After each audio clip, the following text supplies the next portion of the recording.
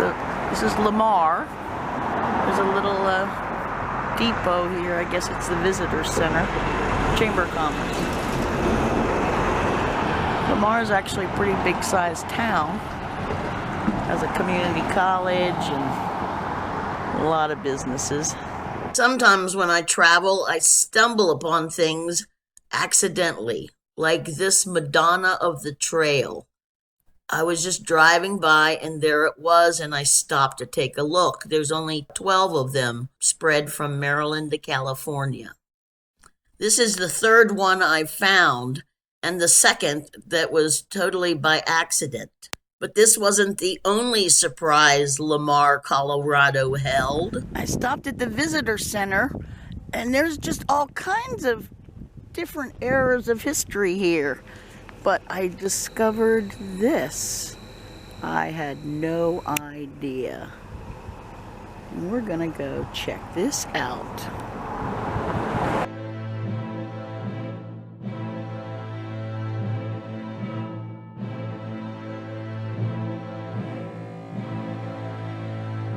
They called them relocation centers.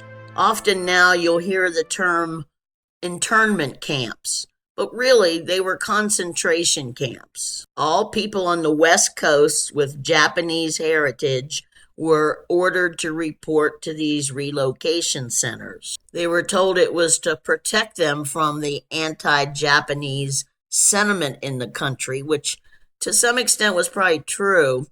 But the guns, as they say, were turned inward in the camp. Amache was one of 10 such camps. Well, it's kind of confusing. It's not very well signed, but I must be on the road because here is a building, or foundation of what was a building. If you come, download the auto tour in Lamar. There's a good Wi-Fi at McDonald's. Because although I had a map, the map doesn't really go with anything, and I just sort of wandered around for a couple hours. This is the extreme right of where the camp was, right as you come in the main gate. And there was a guard tower here. You see all the roads are dirt, and there aren't any road signs, so I wasn't sure if I was driving onto somebody's farm or not. For example, this road actually led to the city dump. It's pretty confusing as to what you're actually seeing. They do have these signs around, so apparently it's a lot bigger. I thought it was just down, I thought it was just down in there, that way. But I guess it was 10,000 acres. That's a lot of land. All right, we're gonna keep going. As you first drive through the main gates, you'll come to this set of kiosks. Go straight up the hill and you'll come to an area where some of the buildings have been reconstructed. Roughly 7,300 Japanese Americans were confined in Amache. A 1 square mile residential area was comprised of 24 blocks, each containing up to 13 barracks. Houses divided into 6 rooms each. A bare light bulb, closet with no door, coal-fired heater, unassembled canvas cots and rough wool blankets were the only furnishings. Now keep in mind that 2/3 of these people were U.S. citizens. They were allowed to bring 1 bag with them, so they had to sell or store and find someone to take care of their homes and businesses for an indeterminate amount of time, and gathered up and shipped by train out here to the middle of nowhere, where it's cold in the winter and hot in the summer and dusty all the time. Oh, cool, you can go inside.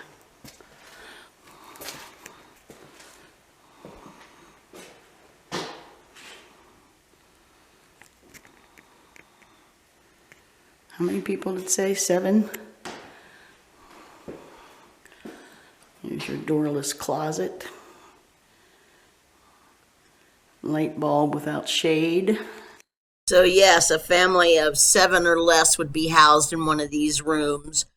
2 married couples if they didn't have children. And in the end units, we'll see the rooms a little bit smaller, and 4 single men would have been housed in one of those rooms. The total lack of privacy was felt by everyone. Now, this room looked more like you saw in the pictures, where it's just the bare walls. So you leave everything behind, you come with one bag, and you arrive to this. And these cots, that's all that was here when they got here. They weren't even put together. I used to have one of these. My mother had one of these. And a bucket, I guess a slop bucket, or to bring the coal. Can you see the guard tower?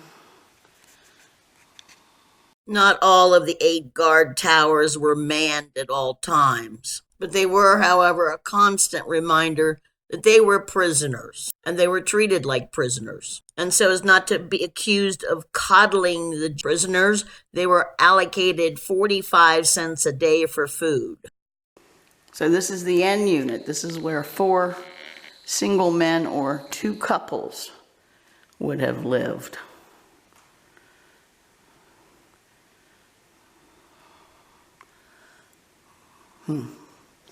This must be some of the furniture how they made it.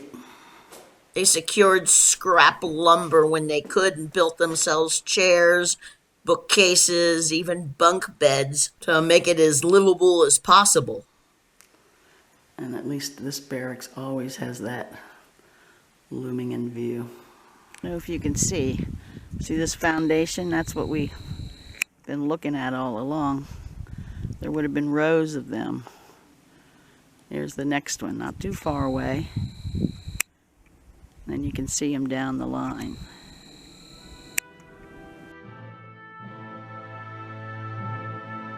It looks and feels a bit like an unkept cemetery. And I've wondered if some of the confusion I felt was actually a remnant of those who lived here.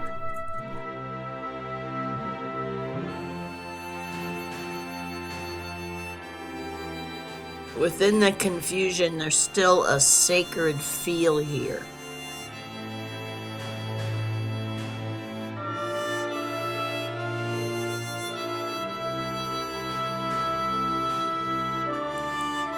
Life went on. There were jobs within the camp. 60 of the internees worked for the police department. There were also 3 crews that worked as a fire department. There were schools and hospitals. They also opened a silkscreen shop where they printed posters under contract for the Navy.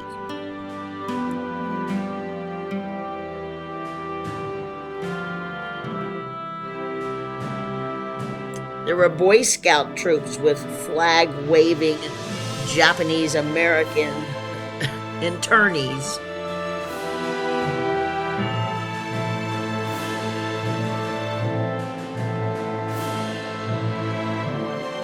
And what's more ironic to me, many of them volunteered for military service, and about 30 some were drafted.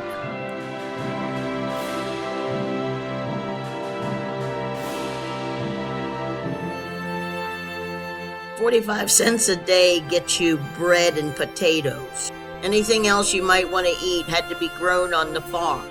They had not been farmers before the war. They managed to produce 4 million pounds of vegetables, enough for the whole camp, and surplus was sent to other camps.